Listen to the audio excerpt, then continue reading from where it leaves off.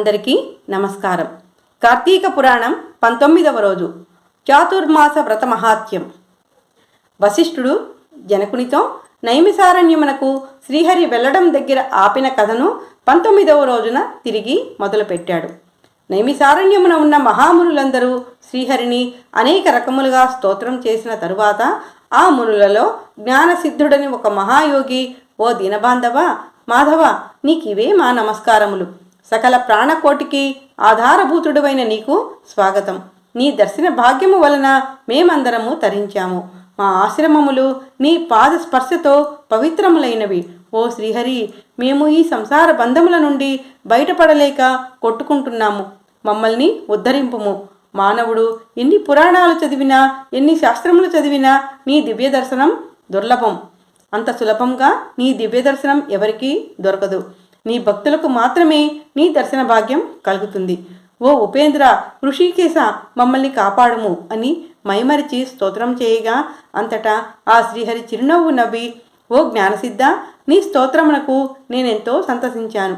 నీకు ఇష్టము వచ్చిన వరము కోరుకొమ్ము అని చెప్పాను. అప్పుడు జ్ఞానసిద్ధుడు, ఓ నారాయణ, నేను ఈ సంసార సాగరము నుండి విముక్తుడిని కాలేకపోతున్నాను.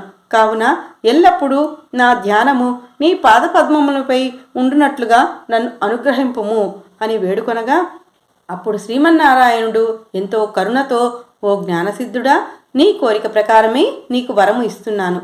అంతేకాక నీ పైన దయతో నీకు మరొక వరమును కూడా ఇస్తున్నాను. అదేమిటంటే, ఈ లోకమున మానవులు దురాచారులై అనేక పాపకర్మములు చేస్తున్నారు. అటువంటి వారి పాపములు పోవడానికి నేను ఒక వ్రతమును కల్పించుచున్నాను. ఆ వ్రతమును సకల జనులు ఆచరించవచ్చును. శ్రద్ధగా వినుము అని చెప్పసాగాను.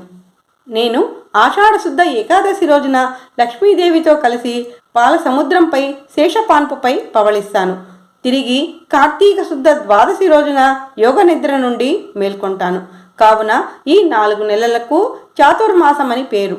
ఈ చాతుర్మాసములో ఆచరించు చాతుర్మాస వ్రతము నాకెంతో ప్రీతికరము. ఈ వ్రతము ఎవరు భక్తి శ్రద్ధలతో ఆచరిస్తారో వారి సకల పాపములు పోయి మరణానంతరము నా సన్నిధికి చేరుకుంటారు. ఈ వ్రతమునకు నియమములుగా మొదటి మాసములో కూరలు, 2వ మాసములో పెరుగు, 3వ మాసములో పాలు, 4వ మాసములో పప్పు దినుసులు భుజించరాదు. నా భక్తుల యొక్క నిగ్రహ నిష్టను, నా యందు వారికి గల భక్తిని పరీక్షించడానికి నేను యోగ నిద్రావస్థలో ఉండి వారికి ఇటు నియమాలను విధించాను. ఇలా భక్తి శ్రద్ధలతో ఈ వ్రతమును ఆచరించిన వారు జరావ్యాధుల భయము నుండి విముక్తులవుతారు అని చెప్పి శ్రీమన్నారాయణుడు శ్రీ మహాలక్ష్మితో కలిసి పాల సముద్రమునికేగి శేషపాన్పుపై పవళించాడు. వశిష్ఠుడు జనక మహారాజుతో, ఓ రాజా, ఈ విధముగా విష్ణుమూర్తి జ్ఞానసిద్ధి మొదలగు మునులకు చాతుర్మాస వ్రతమును గురించి ఉపదేశించెను.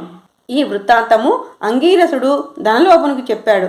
నేను నీకు వివరించాను. కావున ఈ వ్రతమును వయోలింగ భేదములు లేకుండా ఎవరైనా ఆచరించవచ్చును. అప్పటి నుండి శ్రీమన్నారాయణుని ఉపదేశం ప్రకారం మునులందరూ చాతుర్మాస వ్రతమును ఆచరించి ధన్యులై వైకుంఠమునకు చేరెను అని వశిష్ఠుల వారు 19వ రోజు కథను ముగించాడు. ఇది స్కాందపురాణే కార్తీక మహాత్యే 19వ అధ్యాయ సమాప్తః. ఓం నమః శివాయ.